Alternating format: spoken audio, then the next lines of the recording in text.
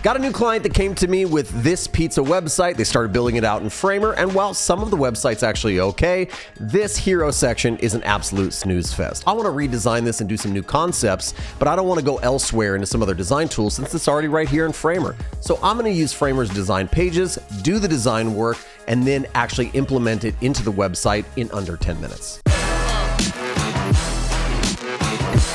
When I asked the client what their brand is supposed to look like, they kept pointing me to the Liquid Death can. Punk rock, interesting, cool, unique. Challenge accepted. Let's make your website look a little bit more punk rock. I'm coming into the site right now. I'm going to jump into the layers. I'm going to grab this hero section for the homepage, just copy it. And you can see over here in pages, I've actually already created a new design page. You can create as many of these as you want, so you can start exploring and sampling different stuff. But I already have one built and I brought in a bunch of inspirations. Let me just paste their hero section and put it next to what they showed me or what they offered me. So this is, again, very Liquid Death, very punk rock, and they just don't know how to do it. They don't know how to make this hero section really interesting.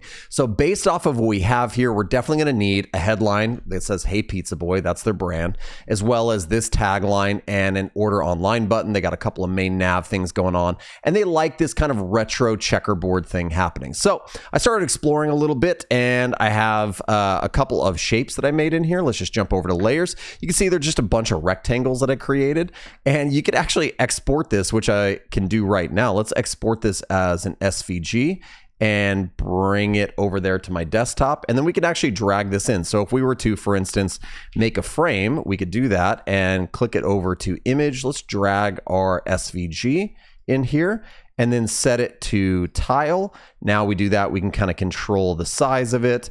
And when we just kind of expand everything here, now we have this repeating checkerboard pattern. The thing that they're doing, which is really, really boring, is they're using this font called Calistoga. I actually grabbed a bunch of different font styles here, right?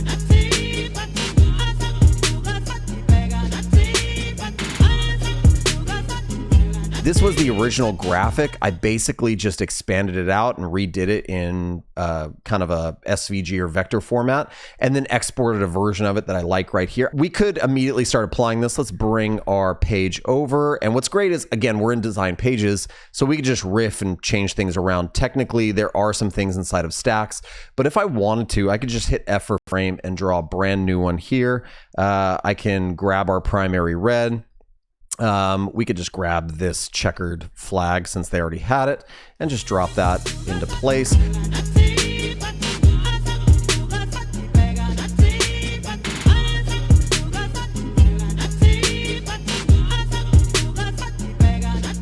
You got to be a little bit careful inside of design pages as you move things around, because they could pop outside of the frame kind of easily. So I like to just nudge things around.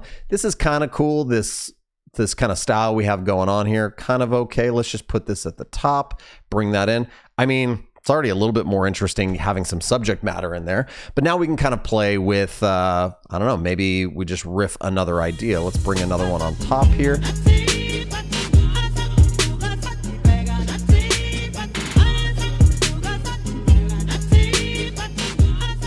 Actually headed over to the components really quick, and I just typed path in under components, and I looked for some free stuff. We have this really cool curved path or curved text. So you can actually just copy that and come back to your project and just paste it in.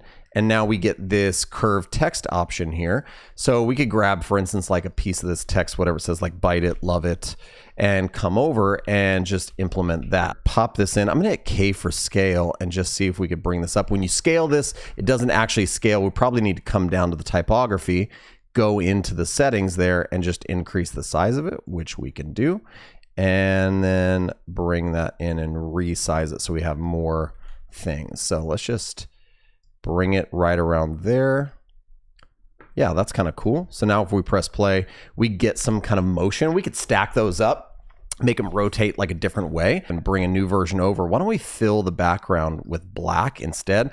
I already feel like that pops a little bit more.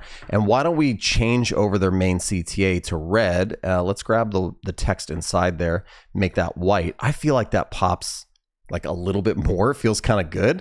Obviously we need to change what we're going to do with our navigation. So what does it look like if we just shrink this down a little bit?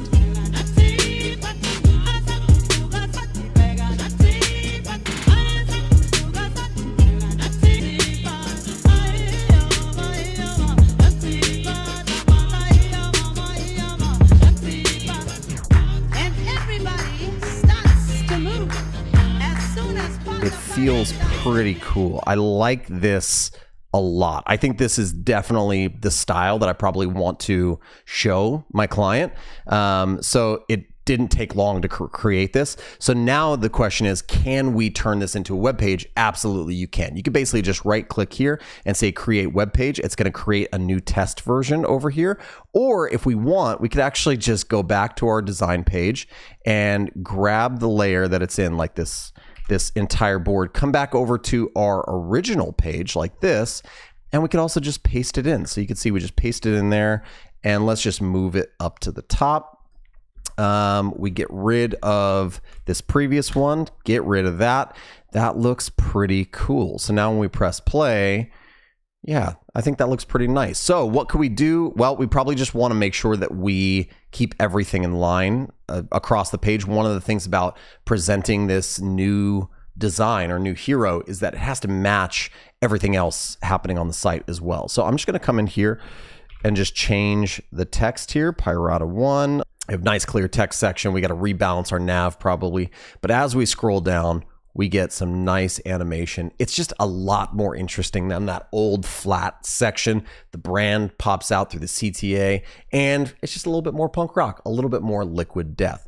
The cool thing about this is that if they don't like this, I can always go back into my design pages and maybe start a new version here, a new version here. I could show them the work that I have here, everything that I've done and all my options, and then immediately show them, you know, that I actually implemented it here. So now I can basically publish this, send them the link, ask them what they think about it, and it's all happening right here. So that's it. That's the process of designing inside of Framer using design pages. What do you think? Is this a process that you'll use? Are you into design pages, or do you still feel comfortable designing somewhere else and bringing things into Framer? Let me know down in the comments. And if you enjoyed the video, make sure to leave a thumbs up, subscribe, and ring the bell so you know when more custom design content like this comes out. We'll see you in the next one.